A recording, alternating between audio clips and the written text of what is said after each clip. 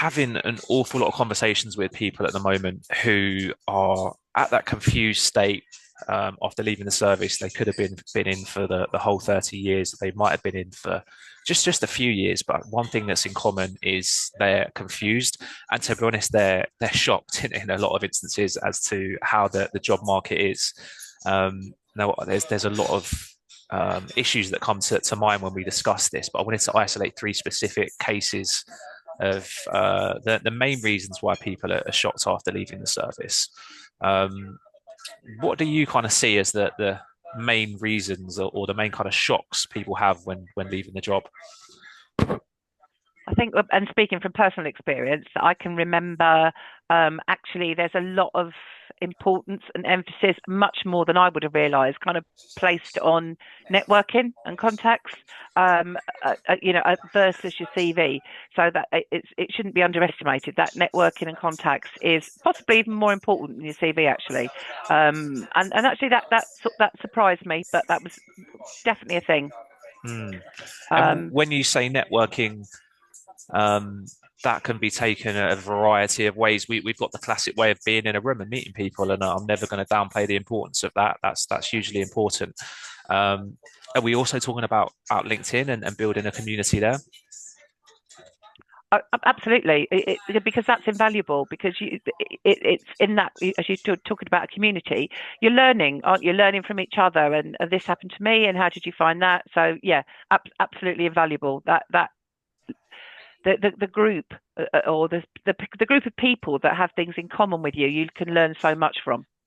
And I encourage people to firstly identify what career they're going into, then also start to become a subject matter expert on it. So connecting with influencers in that space, and that goes exactly into what you're saying about building that community and the networking aspect. Do you look at their LinkedIn? Do you kind of look at the content that they're posting? Do you do all of this pre-interview? Yeah, yeah, and but that's something I learned.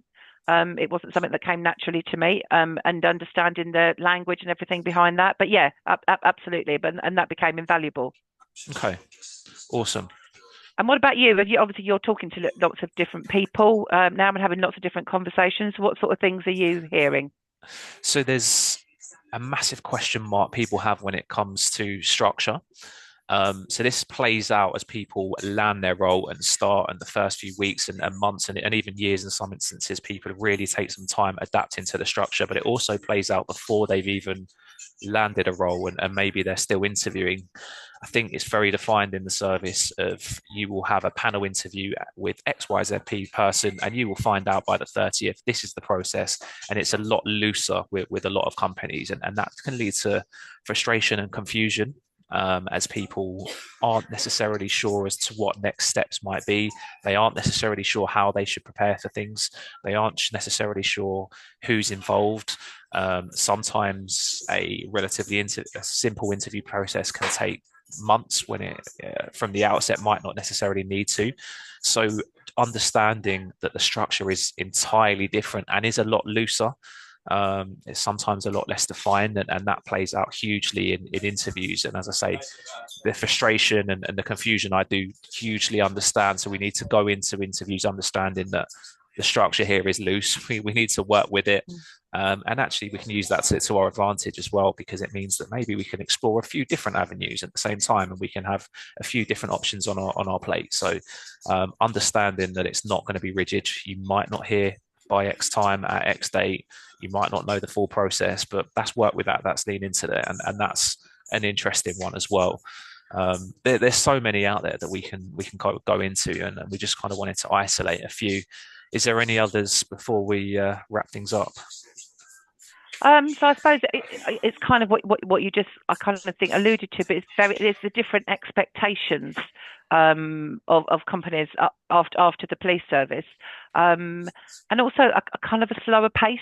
And just recognizing that it's because of how the police is, and it's all full on, and maybe shifts and having a radio and all that thing. So it's just coming at the different slower pace, I think, and recognizing that and kind of going with it really. Okay, awesome. So I think there's some interesting points there. I think be very interested to hear people's struggles. I mean, I'm speaking to people on a daily basis, and we've isolated just three. But if there's anything that we haven't mentioned, then shoot us a message, because it is a bit of a minefield out there for sure. So interested to hear people's opinions, and if there's any standouts that people are noticing, then drop us a message, and be super interested to hear what people have got to say on it.